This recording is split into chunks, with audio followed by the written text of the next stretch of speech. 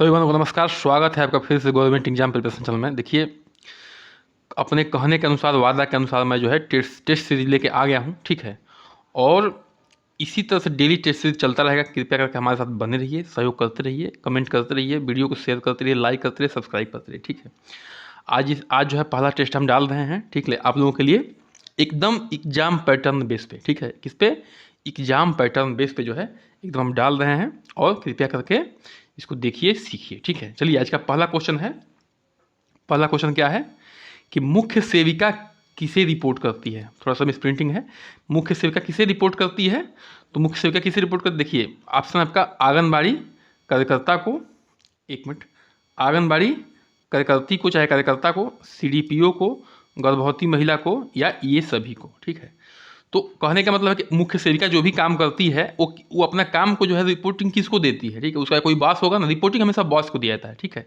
तो आप किसको रिपोर्ट करती है? तो आंगनबाड़ी कार्यकर्ता करती है, कि सीडीपीओ करती है, गर्भवती महिला करती है, कि ये सभी इन सभी को करती है। तो आपको बता दें कि सीडीपीओ का पहले फुल फॉर्म जान लीजिए। सीडीपीओ का फुल फॉर्म क्या होता है अंग्रेजी में? चाइल्ड, ठीक है, चाइल्ड डेवलपमेंट, ठीक है। और प्रोजेक्ट ऑफिसर क्या होता है? प्रोजेक्ट ऑफिसर, ठीक है, ऑफिसर। ये अंग्रेजी में है, child development project officer. Child development project officer अंग्रेजी में है। सीडीपीओ का फुल फॉर्म। और हिंदी में जान लीजिए, ठीक है, अगर हिंदी के अब छात्र हैं तो हिंदी में क्या है? तो हिंदी में इसका है बाल विकास परियोजना अधिकारी। क्या है?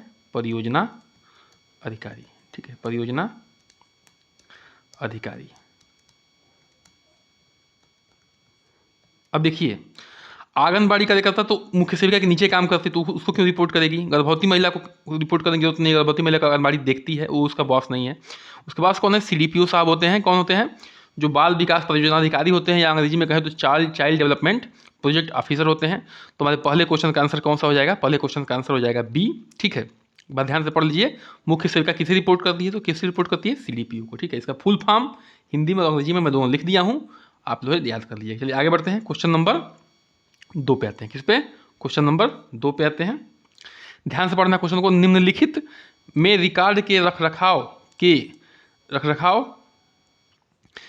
के दौरान किस बात का ध्यान रखना चाहिए, ठीक है। निम्नलिखित में से रिकॉर्ड के रखरखाव के दौरान किस बात का ध्यान रखना चाहिए? देखिए, रिकॉर्ड का रखरखाव रखना भी क्या का एक जरूरी पार्ट है मुख्य सेविका के लिए, तो इसको भी ध्यान रखना चाहिए। रिकॉर्ड हमेशा सुरक्षित स्थान पर रखना चाहिए, ठीक है, बिल्कुल रखना चाहिए।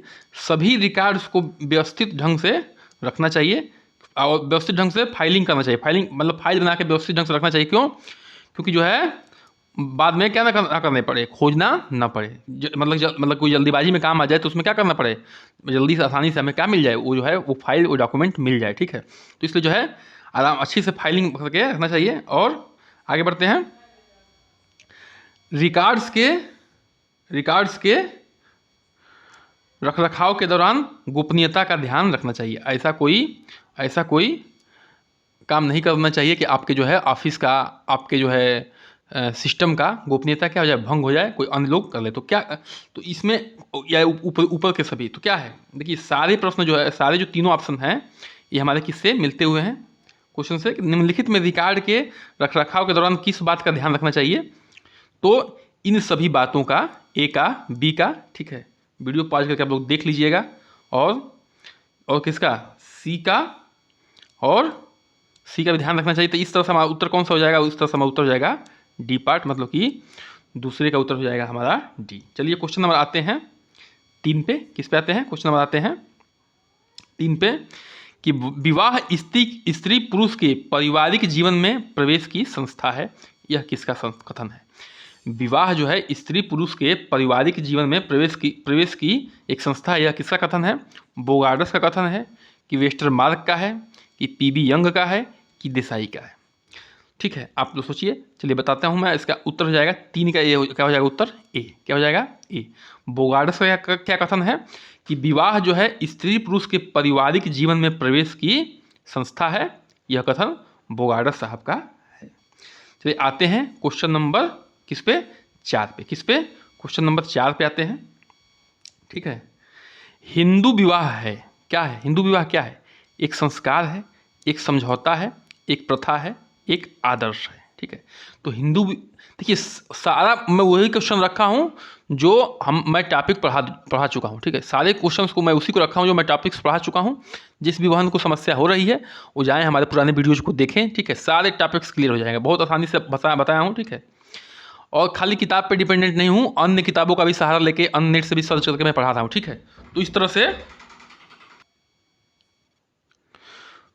तो जाके पुरानी वीडियो को जरूर देखिए। ठीक है, अगर समझ में नहीं आ रहा तो ये सब देखिए, ये सब रटने की चीज़ नहीं है, हर इसके पीछे जो है कारण होता है। और आप चाहेंगे कि कम से कम समय में किसी भी चीज़ को सीख लें, देखिए ये इतना आसान काम नहीं है, क्योंकि हर चैप्टर का एक अलग वैल्यू होता है, उस पर जो है काफ़ी रिसर्च करके उस चीज़ को लिखा जाता है। तो इस चीज़ को ध्यान रखिए। आप खाली सोचेंगे अरे तो इतना आसान प्रश्न है, लेकिन आपको जो है एक आध क्वेश्चन ऐसे आएंगे, जैसे कि हिंदू विवाह ये क्वेश्चन है, बहुत लोग सोच रहे यार प्रथा है एक आदर्श है। नहीं, देखिए हिंदू विवाह को मैं इस चैप्टर को पढ़ा चुका हूँ। हिंदू विवाह में क्या था कि पहले जो है हम लोग संस्कार मानते हैं। हिंदू विवाह को क्यों मानते हैं कि किसी भी पूजा अनुष्ठान में, किसी भी धार्मिक अनुष्ठान में सिर्फ एक आदमी को, मतलब कि या तो पुरुष को या महिला को बैठना क्या है, अशुभ माना जाता है। जब पति पत्नी साथ बैठते हैं तो उसको शुभ माना जाता है। तो पहला उसको संस्कार माना गया है हिंदू विवाह को। ठीक है, पहला क्या माना गया है? संस्कार। उसके बाद क्या माना गया है कि बच्चे जनसंख्या बढ़ाने का, मतलब बच्चे पैदा करने का। तीसरा माना गया है रति क्रिया, मतलब कि सेक्सुअल सेटिस्फेक्शन के लिए। तो इस तरह से जानना जरूरी है कि तो हिंदू विवाह में पहला मुख्य कारण क्या है कि हिंदू विवाह में जो है, जो हिंदू विवाह हम लोग का होता है वो क्या है? एक समझौता है। क्या है? सॉरी, गलती से निकल गया, समझौता नहीं है, एक क्या है? संस्कार है। क्या है? एक संस्कार हो गया, ध्यान रखिएगा। हिंदू विवाह क्या है? एक संस्कार है। ठीक है, चलिए आगे बढ़ते हैं। क्वेश्चन नंबर आते हैं 5 पे। किस पे? क्वेश्चन नंबर 5 पे आते हैं। निम्नलिखित में से कौन उद्यमिता की प्रकृति में शामिल है? ठीक है, उद्यमिता मतलब होता है, देखिए उद्यमिता का मतलब होता है, उद्यमिता का मतलब होता है कि आप जो है कोई उद्योग शुरू कर रहे हैं। ठीक है, कोई भी उद्योग शुरू कर रहे हैं, चाहे छोटा हो चाहे बड़ा हो, तो उसमें क्या क्या शामिल है। ठीक है, तो देखिए जोखिम वहन करना, मतलब कि उसमें जो है रिस्क लेना पड़ता है, बिल्कुल लेना पड़ता है। आप कोई भी उद्योग खोलिए जो है उसमें रिस्क करना पड़ता है। नया प्रवर्तन मतलब कि नवाचार, नया प्रवर्तन मतलब कि नवाचार। नवाचार का मतलब क्या होता है कि नई चीज़ों को खोज करना। आपको प्रोडक्ट ऐसी चीज़ों पर बेसिस हो जो अन्य प्रोडक्टों की अपेक्षा क्या हो, अच्छा हो, उसमें अच्छी क्वालिटी की अच्छी चीज़ें हों, नई क्वालिटी। जैसे आजकल फ़ोन आ रहे हैं तो एक से एक हर कंपनियाँ एकदम गला काट जो है कंपटीशन लगा हुआ है कि हम अच्छा से अच्छा फीचर दे दें, हम अच्छा से अच्छा फीचर दे दें। देख रहे हैं। इसी तरह से जब आप भी कोई उद्यमिता करेंगी, कोई उद्योग में जाएंगी, तो आपको जो है उस क्षेत्र में कुछ नया करना पड़ेगा, तब जाके आप टिक पाएंगे। ठीक है, फिर सृजनात्मक क्रिया। ठीक है, सृजनात्मक का मतलब क्या है? संरचनात्मक। ठीक है, कुछ अलग। ठीक है, तो क्या हो जाएगा इसमें? क्या उद्यमिता के प्रकृति में शामिल है? तो बिल्कुल ये ए भी शामिल है, बी भी शामिल है और सी भी शामिल है। इसका उत्तर कौन सा हो जाएगा? उसका उत्तर हो जाएगा 5 का डी, मतलब कि उपयुक्त सभी। ठीक है, अगर तीनों सही है तो क्या है? लास्ट वाला सही हो जाएगा क्या? ऊपर के सभी सही हो जाएंगे या उपरोक्त सभी हो जाएंगे। ठीक है, क्वेश्चन नंबर हम लोग किस पे आते हैं? क्वेश्चन नंबर आते हैं 6 पे। किस पे? 6 पे आते हैं। ठीक है, चलिए। उद्यमिता का एक नया प्रवर्तनकारी कार्य है। यह स्वामित्व की अपेक्षा एक नेतृत्व का कार्य है। ठीक, नेतृत्व कार्य है। यह किसकी परिभाषा? यह परिभाषा चाहे किसकी है, चाहे किसने दी है। ये कह रहे हैं कि उद्यमिता एक नया प्रवर्तनकारी कार्य है, मतलब नया कार्य तो है ही। यह स्वामित्व की अपेक्षा, मतलब मालिक बनने की अपेक्षा एक नेतृत्व करना, एक नेता बनना, एक लीड करना वाला मेन काम है। यह कथन किसका है?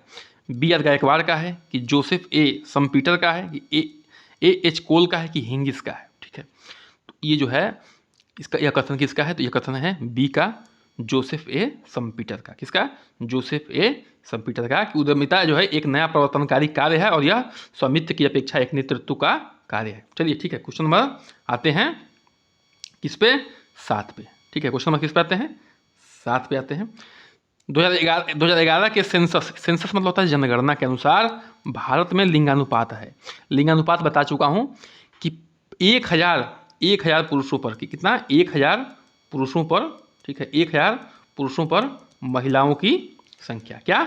महिलाओं की संख्या क्या होता है? यही होता है लिंगानुपात। ठीक है, महिलाओं की संख्या। तो देखिए अभी तक कोई जनगणना 2011 के बाद कोई जनगणना हुई नहीं है, तो 2011 की जनगणना बहुत ही महत्वपूर्ण है, खास तौर से महिलाओं से संबंधित और बच्चों से संबंधित, इसलिए क्योंकि मुख्य सेविका हम लोग बनने जा रही हैं आप लोग, तो उसी का कार्य है। ठीक है, तो देखिए ऑप्शन दिया हुआ ए 935, बी दिया हुआ 940, सी दिया हुआ 933 और डी दिया हुआ है 931। ठीक है, तो इसका उत्तर हो जाएगा 7वें का बी 940, मतलब कि 1000 पुरुषों पर कितनी महिलाएं हैं? 940 महिलाएं हैं। ठीक है, ध्यान रखिएगा। चलिए आगे बढ़ते हैं, क्वेश्चन नंबर आते हैं किस पे? 7 हो गया, क्वेश्चन नंबर आते हैं 8 पे। ठीक है, क्वेश्चन नंबर किस पे आते हैं? 8 पे आते हैं।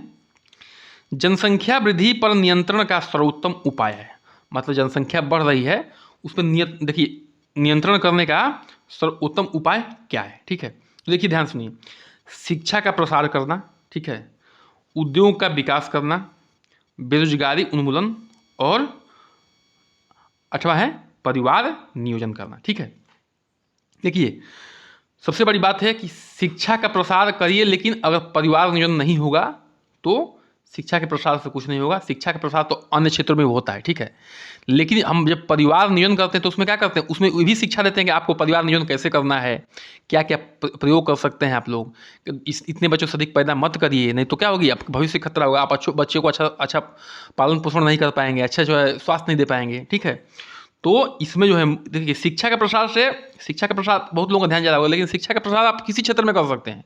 ठीक है, धर्म के क्षेत्र में, विज्ञान के क्षेत्र में, भूगोल के क्षेत्र में, किसी भी क्षेत्र में कर सकते हैं, लेकिन परिवार नियोजन किस लिए है? मुख्य मकसद परिवार नियोजन का क्या है कि आपको जो है जनसंख्या कम करना है, और उसमें सारी चीज़ें आ जाती हैं, सेफ्टी चीज़ों का प्रयोग करना। ठीक है, और एक और चीज़ आती है कि आप जो उसमें शिक्षा भी, लोगों को शिक्षित भी करते हैं परिवार नियोजन के तरीके से, भैया ऐसा मत करिए, आप जो है आपका भविष्य, आपके परिवार का भविष्य क्या होगा? खतरे में जाएगा। क्यों? क्योंकि जनसंख्या बढ़ेगी तो जोत भूमि कम होगी। ठीक है, आपकी संपत्ति का बहुत से बहुत बंटवारा होगा, आप अपने बच्चों को अच्छा शिक्षा और स्वास्थ्य नहीं दे पाएंगे, इस तरह चीज़ों का। ठीक है, तो इसका आंसर हो जाएगा 8वां का डी। क्या हो जाएगा? 8वां का डी। जनसंख्या वृद्धि पर नियंत्रण का सर्वोत्तम उपाय क्या है? परिवार नियोजन। ठीक है, आगे बढ़ते हैं, क्वेश्चन नंबर आते हैं 9 पे। किस पे आते हैं? 9 पे आते हैं। निम्नलिखित में से कौन सा कारण भारत में निर्धनता के लिए उत्तरदायी माना जाता है?